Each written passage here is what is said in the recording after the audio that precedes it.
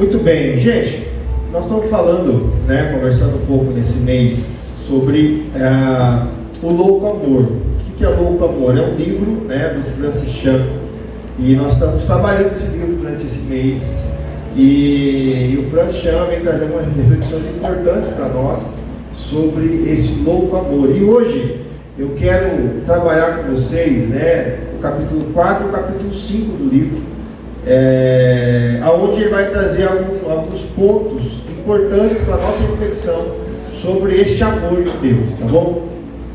Então, o tema dessa noite, eu quero conversar com você, é o amor impactante de Deus. Esse amor impactante de Deus, baseado no Evangelho segundo Marcos. Eu vou ler com você daqui a pouco, mas antes eu quero trazer para vocês o que o autor vai dizer do livro. Obrigado, Marcos. O que o autor vai dizer sobre o capítulo 4 e o capítulo 5 do livro. O capítulo 4, ele vai falar sobre o cristão morno.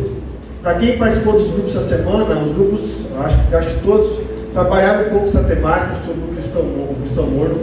E ele vai trazer novamente, ele vai enfatizar ainda mais essa questão do ser morno.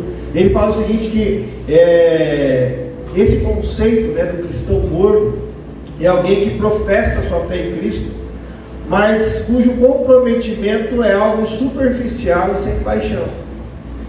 E ele fala então, ele alerta então que essas pessoas, esses cristãos mornos, eles vivem uma vida confortável e acomodada sem serem verdadeiramente transformados pelo Evangelho.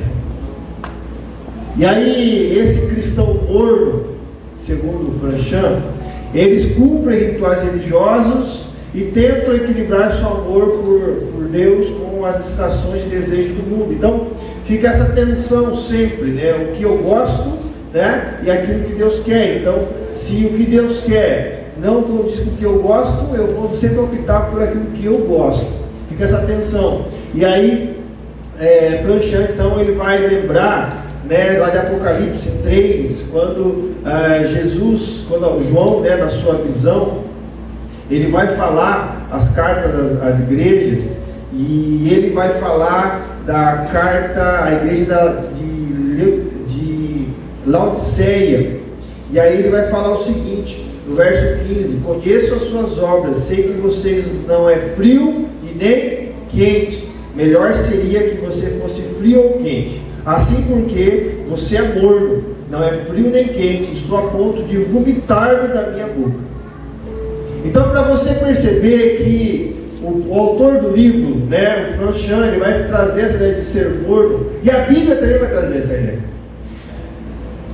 E a Bíblia, ela traz essa ideia de ser morno de uma forma assim, muito dolorida, porque na visão de João no Apocalipse, Deus vai vomitar. Então é preferível você ser frio ou ser quente. Ou você é ou você não é. Não existe em cima do muro um meio termo. Essa é a dimensão do texto que nós lemos. E aí esse Francis Chan vai trabalhar então, esse tipo de cristão morno. E a pergunta que eu me faço quando eu leio esse capítulo do livro e leio esse texto existe cristão mornos? Você conhece alguém? Você se considera um cristão morno? Quando eu li esse capítulo, a minha pergunta foi essa, meu filho, para mim. Eu sou alguém morno, um cristão morno? Não é o fato de eu estar aqui se pregando todo domingo para vocês, que de repente eu sou um cristão fervoroso. Talvez não.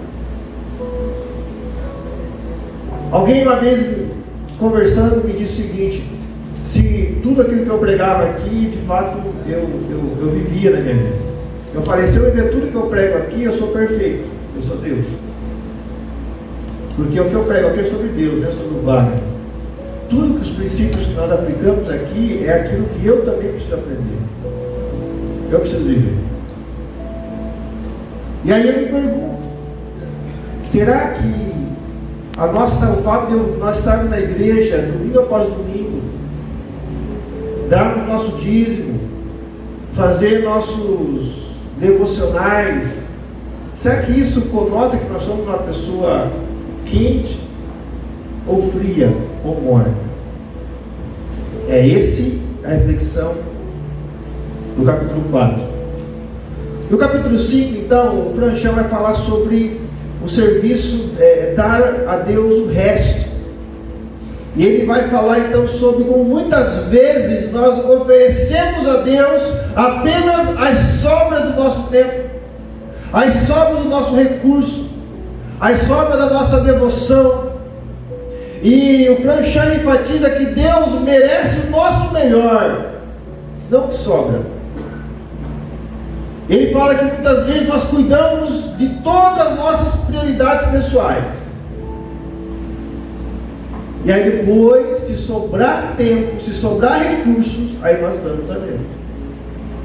E aí então ele vai trazer essa ideia, ele vai nos questionar se realmente nós estamos amando e honrando a Deus com toda a nossa vida, ou se estamos apenas cumprindo obrigações religiosas, sem o amor verdadeiro. Então, o Franchão, ele desafia, e eu fui desafiado quando li esse capítulo, se nós estamos, ou se eu estou realmente oferecendo a Deus, ou o que eu estou oferecendo a Deus. O que você tem oferecido a Deus na sua vida? O que nós temos oferecido a Deus? É só esse aqui de domingo à noite? Como nós somos de segunda a sábado? Como nós somos na condução dos nossos negócios, das nossas finanças, dos nossos relacionamentos? Como nós honramos a Deus naquilo que Deus tem nos dado? Precisamos lembrar que Ele é santo. Deus é santo e digno de ser louvado com tudo que temos e com tudo que somos. Amém. Essa é o chamado do amor de Deus para nós. Então, gente, esses dois capítulos que o Franchão nos traz, ele me faz pensar nesse amor impactante de Deus, que impacta o nosso ânimo, a nossa alegria de servir, e ao mesmo tempo, a nossa alegria estando repleta, nós então servimos com tudo que é digno para abençoar. E aí então, eu quero pensar com você do texto de Marcos. Marcos vai nos trazer esse texto, capítulo 5. Capítulo 5. E Jesus aqui vai fazer duas coisas importantes nesse momento. Eu quero mostrar para vocês esse impacto que Jesus causou na vida dessas pessoas, através do amor dele. Marcos capítulo 6, verso 21 em diante. Diz assim o texto: Tendo Jesus voltado de barco para a outra margem, uma grande multidão se reuniu ao seu redor, enquanto ele estava à beira do mar. Então chegou ali um dos dirigentes da sinagoga, chamado Jairo. Vendo Jesus, prostrou-se aos seus pés e lhe implorou insistentemente, dizendo: Minha filhinha está morrendo. Vem, por favor, e impõe as mãos sobre ela, para que seja curada e que viva. Jesus então foi com ele. Só que quando Jesus foi, o texto fala que uma grande multidão seguia e o comprimia. E aqui começa uma outra história. E estava ali, verso 25, certa mulher que havia 12 anos, que vinha sofrendo de hemorragia. Ela padecera muito sob o cuidado de vários médicos e gastara tudo o que tinha, mas em vez de melhorar, piorava. Quando ouviu falar de Jesus, chegou por trás dele e no meio da multidão e tocou em seu manto, porque pensava: se eu tão somente tocar em seu manto, ficarei curado. Imediatamente cessou sua hemorragia e ela sentiu que o seu corpo estava livre do seu sofrimento.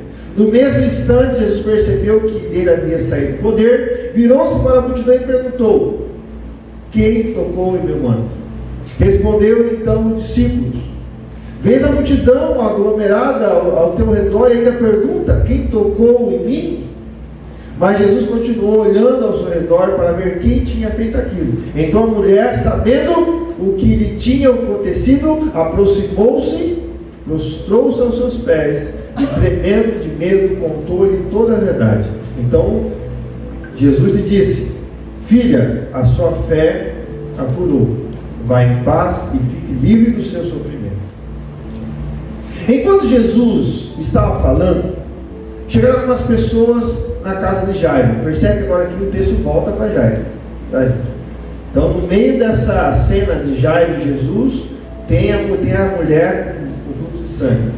E aí então volta a história de Jairo. Enquanto Jesus ainda estava falando, chegaram algumas pessoas da casa de Jairo, o dirigente da sinagoga, dizendo: sua filha morreu. Disse ele: sua filha morreu. Não precisa mais incomodar o mestre. Não fazendo caso do que eles disseram, Jesus disse ao dirigente da sinagoga: não tenha medo, então somente creia. E não deixou ninguém segui-lo, senão Pedro, Tiago e João, irmão de Tiago. Quando chegaram à casa do dirigente da sinagoga, Jesus viu um alvoroço, com gente chorando e se lamentando em alta voz. Então entrou e lhe disse: por que todo esse alvoroço e lamento? A criança está morta. A criança não está morta, mas dorme. Mas todos começaram a rir de Jesus. Ele, porém, ordenou que ele saísse. Tomou consigo o pai, a mãe da criança, os seus discípulos que estavam com ele, e entrou onde se encontrava a criança. Tomou-a pela mão e disse: Talita cumi, que significa: menina, eu ordeno a você, levante-se. Imediatamente a menina, que tinha 12 anos de idade, levantou-se e começou a andar. Isso os deixou atônitos. Ele deu ordens expressas para que não dissessem nada a ninguém e mandou que dessem a ela alguma coisa para comer. Amém? Vocês perceberam os dois cenários aqui de Jesus?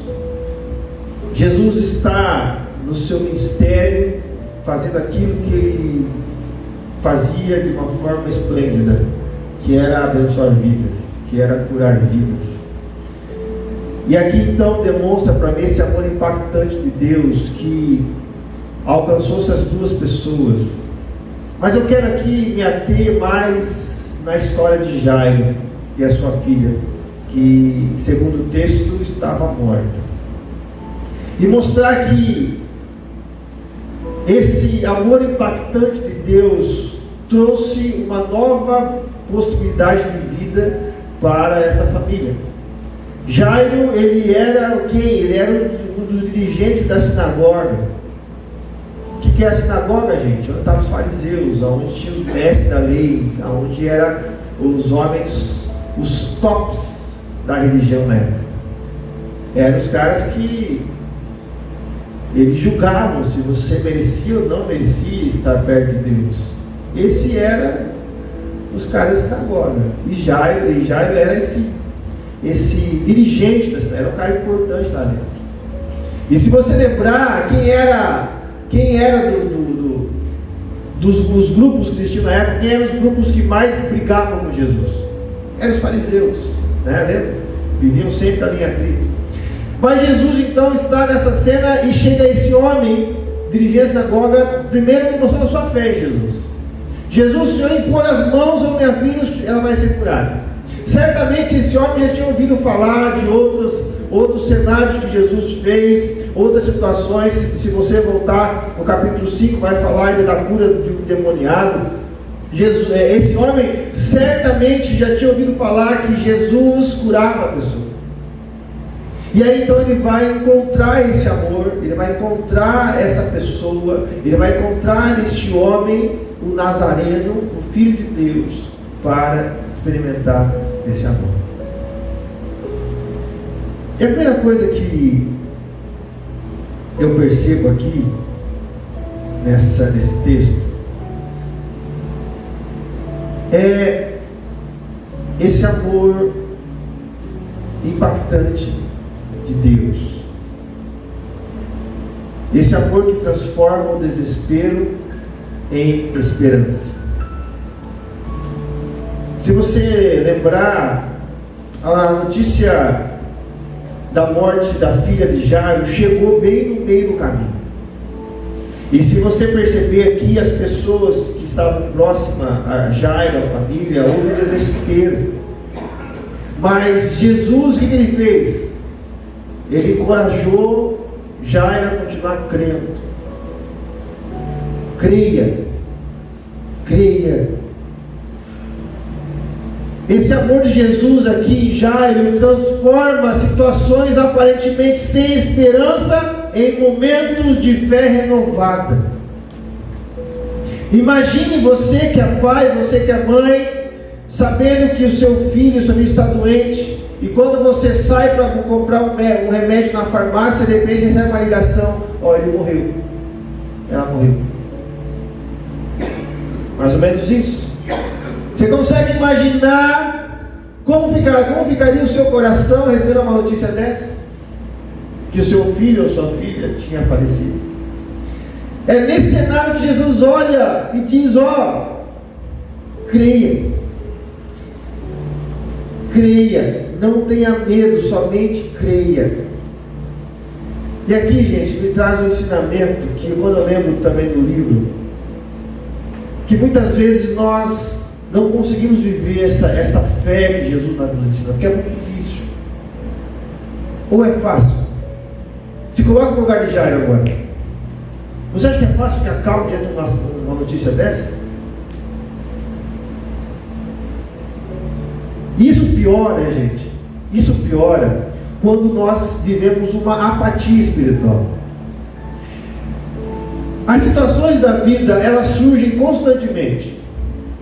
Talvez não a morte de um filho, como aconteceu aqui, mas outros imprevistos, outras situações inesperadas. E muitas vezes se nós não estivermos nessa proximidade com Jesus, nós vivemos essa apatia espiritual. E essa apatia espiritual é exatamente esse cristão morno. É exatamente esse ser humano que está mais preocupado com o seu conforto pessoal e social do que um relacionamento profundo com Deus e autêntico com Deus. E essa apatia espiritual, então, tem levado muitos cristãos a uma fé superficial. Uma fé que não tem condições de levar o indivíduo a passar, por exemplo, por uma adversidade. Em uma sociedade onde a pregação é aquela pregação onde você deve buscar riquezas para você, e o Frank Chan, ele vai falar um pouco mais na frente, depois eu vou estudar isso, sobre a prosperidade, muito interessante que ele fala. Que a prosperidade pode se tornar para o ser humano uma cegueira, porque o ser humano tem a tendência de colocar então as suas forças, colocar então a sua vida dependente então dos seus recursos, e se esquecer de Deus. E aí nós chegamos nesse ponto aonde talvez você não está baseando a sua vida nos seus recursos, mas talvez em outras coisas, e o seu sustento, a base da sua vida acaba sendo coisas secundárias, acabam sendo criações e não o Criador.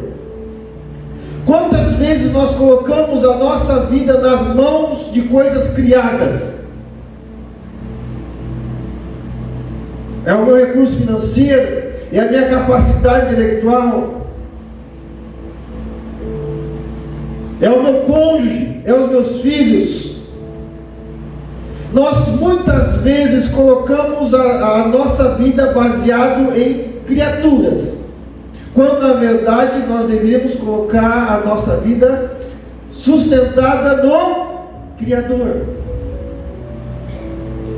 E esse mundo, essa apatia espiritual, ela acontece exatamente quando nós colocamos a nossa vida nas criaturas. E aqui então, a reflexão para nós sobre esse amor que transforma o desespero em esperança, é um desafio para nós olharmos para nós e fazer uma introspecção honesta. Se estamos vivendo uma vida que reflete o fervor e a devoção que Deus realmente deseja de nós. Aquilo que você oferece a Deus como devoção, como adoração, é isso mesmo? É isso que Ele merece? Aquilo que você tem dado a Deus de tempo, de energia, de disposição, é isso mesmo? Devemos nos perguntar se realmente estamos buscando a Deus de todo o coração ou apenas seguindo uma rotina que nos faz sentir confortáveis e seguros.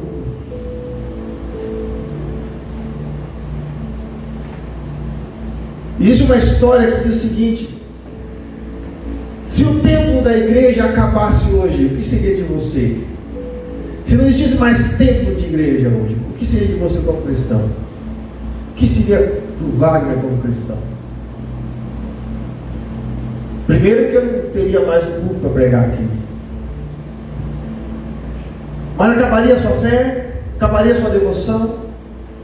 Ou você entende que Deus está em todo o tempo da sua história, em todo lugar que você está, e que a sua devoção deve ser constante em tudo que você pensa e naquilo que você faz, nas decisões que você toma?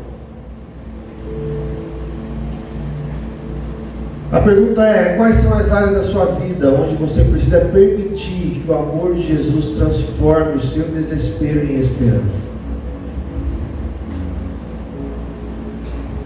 Talvez esse desespero que você tem vivido, que nós temos vivido, talvez seja resultado de uma apatia espiritual. Talvez seja resultado de um distanciamento de Deus. Faça essa introspecção, faça essa reflexão.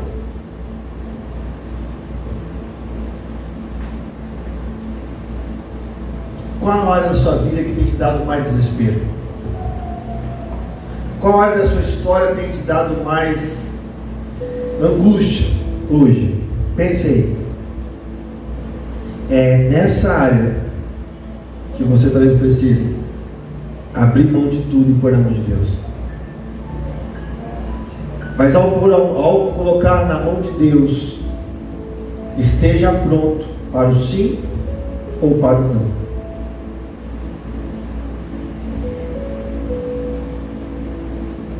Aqui nós aprendemos então o princípio do amor que transforma o desespero em esperança. E o segundo princípio é o amor que ouve. Jairo, um líder da sinagoga, como nós vimos aqui, ele se humilhou a pedir ajuda a Jesus para salvar sua filha. Como eu disse para você, os fariseus, eles eram os caras um pouco, era quase um semideus, os fariseus. Eles se achavam um semideus. Eram os caras que comandavam a vida religiosa do povo. Você não cumpriu esse mandamento, então vai ser apedrejado. Ah, você fez isso, então você não serve, então você não vai ser perdoado. Esse eram os fariseus. Então imagine para um cidadão como esse, onde a sua soberba estava nas alturas, se rebaixar para um homem que se dizia filho de Deus. E perante as pessoas, que se você lembrar, ele vai até Jesus então sai para caminhar e a multidão em cima dele, e acontece ali aquele milagre da mulher do fluxo de sangue, e Jesus, então ele está no meio daquele povo, ele está no meio ali, sendo exposto, as pessoas estão vendo ele, e as pessoas sabiam que ele era da sinagoga. E aí então, Jairo, ele se humilha, pede a Jesus para salvar sua filha. Jesus, ele ouve o seu clamor e prontamente o segue. Isso nos mostra, gente, que o amor de Jesus não ignora nossas súplicas. O amor de Jesus, ele sempre vai estar ouvindo as nossas súplicas, nossas orações. Por mais que as nossas orações sejam egoístas, por mais que as nossas orações sejam vãs repetições, por mais que as nossas orações sejam coisas que não faz sentido nenhum para a sua vida, Deus ainda ouve. Você vai responder, não sei, que é a graça, é dele, mas Ele está te ouvindo. Como Pai, Deus vai sempre te ouvir. Agora, como Pai, Ele vai te dar aquilo que é necessário, não aquilo que você quer. Isso nos mostra então que o amor de Jesus não ignora nossas súplicas, mas nos ouve com atenção independentemente de nossa posição ou situação. E aqui então nos traz essa reflexão. Se nós temos um Deus que nos ouve, um Deus que está atento, um Deus que caminha conosco, que anda conosco, por que a nossa falta de compromisso com Deus? Novamente, lembrando do cristão morno. O cristão morno se contenta com o mínimo, vivendo uma vida de fé que não exige grandes sacrifícios ou mudanças significativas. Esse é o cristão morno. O cristão morno, gente, ele não vive o novo, a nova criatura, mas sim a antiga criatura.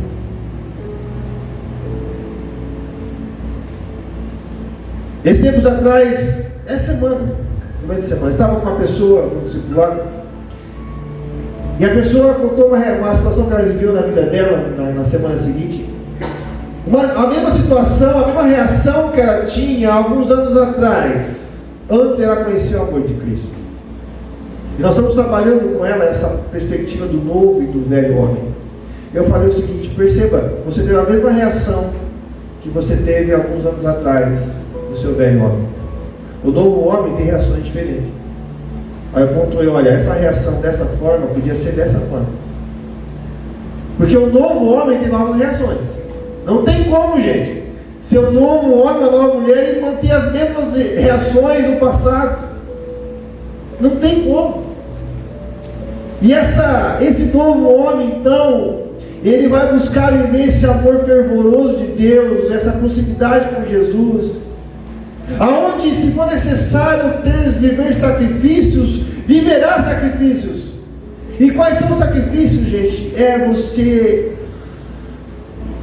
tirar o poder do ego, permitir que o poder do Espírito conduza você, e não mais o poder do seu ego. Um cristão apaixonado por Deus, que está disposto a fazer qualquer coisa por amor a Ele. A pergunta óbvia, né? O que você está disposto a fazer por Deus? Tudo. Pensa bem, é tudo. Então, qual é o compromisso nosso com Deus? O compromisso nosso com Deus não deve ser só nos momentos onde as coisas estão tudo bem. O cristão morno, ele evita desafios, riscos, enquanto o cristão fervoroso está disposto a enfrentar dificuldades e fazer sacrifícios, se necessário. Devemos refletir se a nossa disposição para enfrentar obstáculos por causa da nossa fé. Você tem disposição de enfrentar os obstáculos que vão surgir para você continuar vivendo a sua fé? Você confessa Jesus independente do momento em que você está vivendo, aonde você estiver? O amor verdadeiro de Deus é demonstrado não apenas em palavras, mas em ações corajosas e comprometidas, Que desafio a mente humana, que confunde os sábios. Pois é, a pergunta é: Deus merece todo o que nós temos de melhor, ou apenas a sobra? Dar sobra a Deus, gente, dar a nossa sobra a Deus, é um sinal que talvez nós estamos sem compromisso e respeito por Ele. Devemos avaliar se realmente nós temos colocado Deus em primeiro lugar na nossa vida, ou se estamos apenas fazendo o mínimo necessário, cumprindo os rituais e acabou. É uma reflexão difícil de fazer e pesada de fazer, eu sei disso. Porque a gente começa a olhar para alguns passos que nós temos dado e a gente pensa, puxa vida, por muitas vezes eu tenho dado a sobra para Deus. Não falo de finança, tá, gente? Por favor. A minha energia, a capacidade que Deus me deu. A pergunta é: em que área da sua vida você precisa ir confiar que Jesus está ouvindo suas orações e respondendo com amor? E por fim, gente, quero deixar para você uma terceira reflexão sobre o amor que ressuscita. Nós temos aqui a ressurreição da filha de Jairo, né? É um poderoso testemunho de que o amor de Jesus não tem poder, que o amor de Jesus tem poder sobre a morte. Mas ele não apenas cura, mas também restaura a vida onde havia morte, tanto física quanto espiritual. Talvez aqui muitos vão olhar e vão pensar o seguinte: então, se eu for lá no velório e pôr as mãos, o irmão vai ressuscitar. Muitos podem pensar assim. Deus pode fazer o que Ele quiser, gente. O que Ele quiser. Mas muito mais do que isso, é a cura do nosso coração, a cura da nossa espiritualidade. Lembram que Jairo era o chefe da sinagoga, era alguém que era da linha dos fariseus. E essa linha dos fariseus, eles tinham essa dificuldade espiritual, tanto que não aceitaram Jesus. Muito mais do que a cura da menina, do que a ressurreição da menina, mas já para pensar que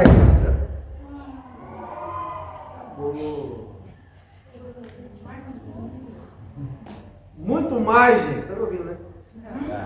Muito mais do que essa cura, essa ressurreição, mas essa cura espiritual para Jairo. Jairo era um homem que gostava de leis, era um cara que, ficava ali atento a será que ele cumpriu, será que não cumpriu. Agora Jairo está vendo que essa lei de forma real, em um ser humano, em um Deus encarnado. Então, Deus se manifesta na ressurreição, não somente através da cura física, mas principalmente da cura espiritual. E aqui então, eu quero...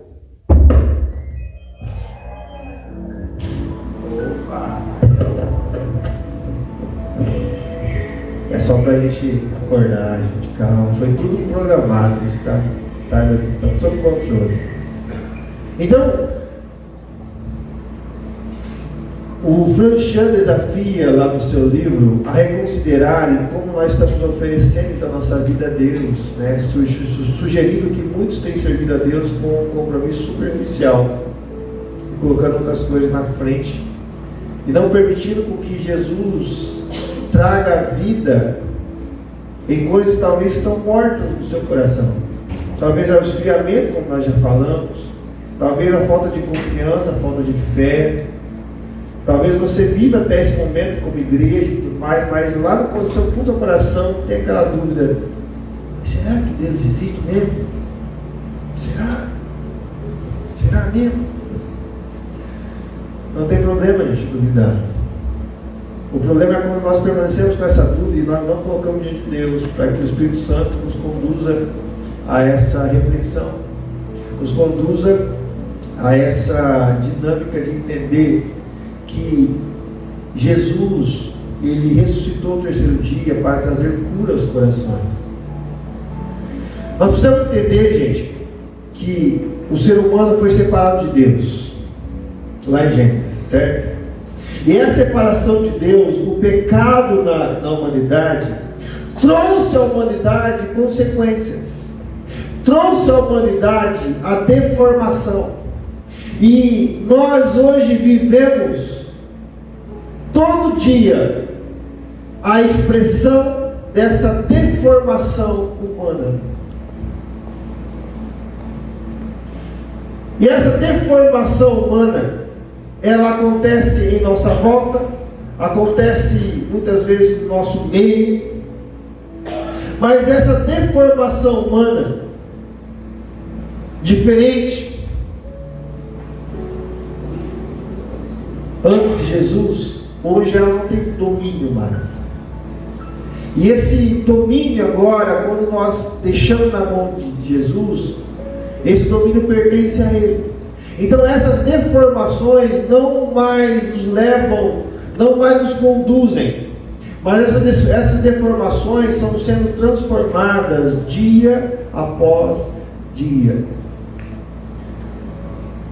Então, se hoje eu sou alguém que sou extremamente avarento, quando eu entrego a minha vida a Jesus, esse Espírito que habita, ele vai então transformando dia após dia, gente. Dia após dia, não é uma semana, não é um mês, talvez seja anos, mas vai ser transformado. Quando eu entrego a minha vida para Jesus, e hoje eu sou um cara extremamente egocêntrico, Deus vai mudando a minha vida dia após dia. E essa transformação, isso é a ressurreição de Jesus em nossas vidas. A manifestação da ressurreição de Jesus em nossas vidas é quando nós morremos para o velho homem e nascemos para o novo homem. Isso é a ressurreição de Jesus em nossa vida. Porque quando eu entendo que eu sou um novo homem, logo eu confessei Jesus como meu Senhor e Salvador. Eu entendo que agora é o Espírito que vive em mim, é Ele que me conduz. E se é Ele que me conduz, eu passei pela morte com Cristo, e no final serei ressurreto com Cristo. Aleluia. Às vezes a gente, em conversa, a gente brinca, né?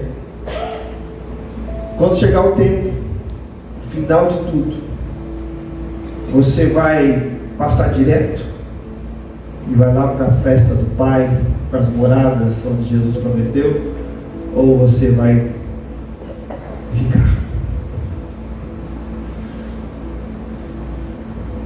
A ressurreição de Cristo, gente, não é algo, não é uma história infantil, não é algo que aconteceu no passado e hoje não existe mais, mas a ressurreição de Cristo pode ser vivida todo dia em nossas vidas. Quando nós colocamos as nossas mazelas, as nossas limitações diante de Deus. Como nós lemos na igreja capítulo 3 de Apocalipse, depois João vai escrevendo e então Jesus traz uma informação.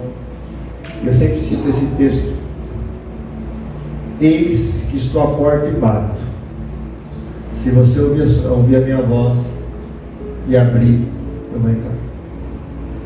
Nós servimos a um Deus que não invade a vida das pessoas, mas é um Deus que pede licença.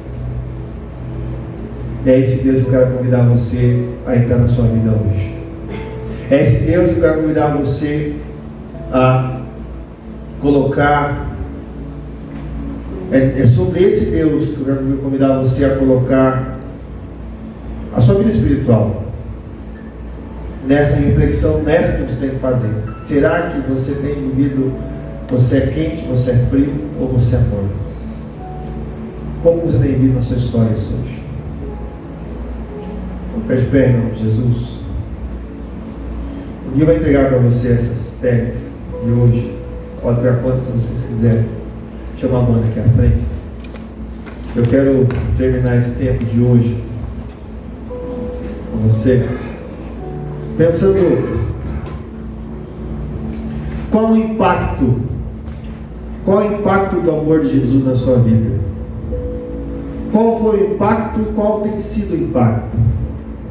Porque se foi só naquele dia onde você chorou, decidiu se batizar e acabou ali, repense, calma. Mas você tem percebido todo dia Deus transformando você, mudando a sua história?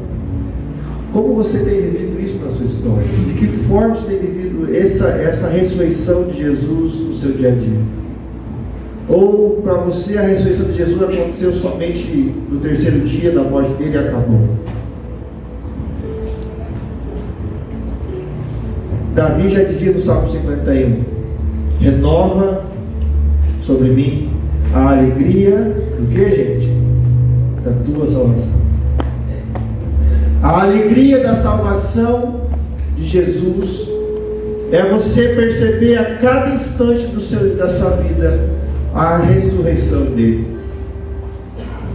É você perceber cada momento da sua vida a ressurreição de Jesus, aonde você está, onde você está.